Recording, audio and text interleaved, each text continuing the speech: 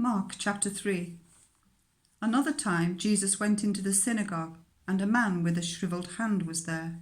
Some of them were looking for a reason to accuse Jesus, so they watched him closely to see if he would heal him on the Sabbath. Jesus said to the man with the shriveled hand, "Stand up in front of everyone." Then Jesus asked them, "Which is lawful on the Sabbath, to do good or to do evil, to save life or to kill?" But they remained silent. He looked around at them in anger and, deeply distressed at their stubborn hearts, said to the man, "Stretch out your hand."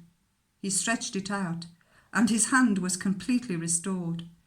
Then the Pharisees went out and began to plot with the Herodians how they might kill Jesus.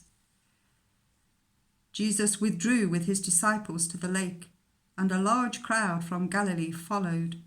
When they heard all he was doing, many people came to him from Judea, Jerusalem, Idumea, and the regions across the Jordan and around Tyre and Sidon.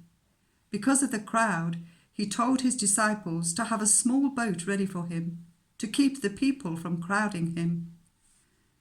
For he had healed many, so that those with diseases were pushing forward to touch him.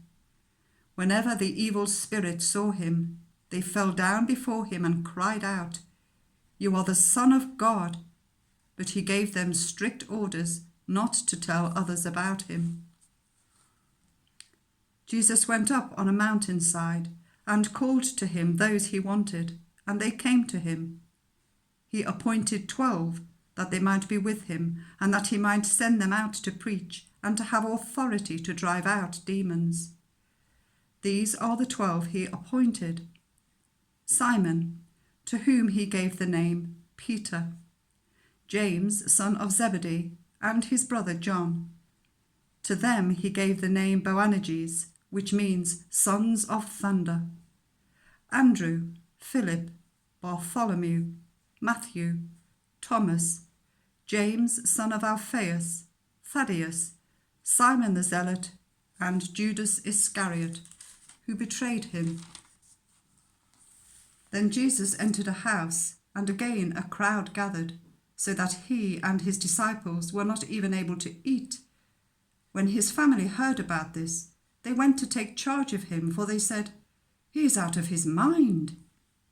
And the teachers of the law who came down from Jerusalem said, "He is possessed by Beelzebul. By the prince of demons he is driving out demons." So Jesus called them over to him and began to speak to them in parables.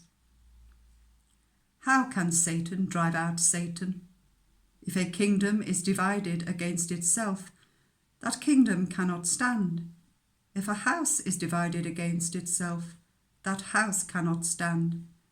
And if Satan opposes himself and is divided, he cannot stand. His end has come. In fact, no one can enter a strong man's house without first tying him up. Then he can plunder the strong man's house. Truly, I tell you, people will be forgiven all their sins and all their blasphemies they utter. But whoever blasphemes against the Holy Spirit will never be forgiven, but is guilty of an eternal sin." He said this because they were saying, "He has an evil spirit." Then Jesus' mother and brothers arrived. Standing outside, they sent someone in to call him. A crowd was sitting round him, and they told him, "Your mother and brothers are outside looking for you." "Who are my mother and my brothers?" he asked. Then he looked at those seated in a circle round him and said, "Here are my mother and my brothers. Whoever does God's will is my brother and sister and mother."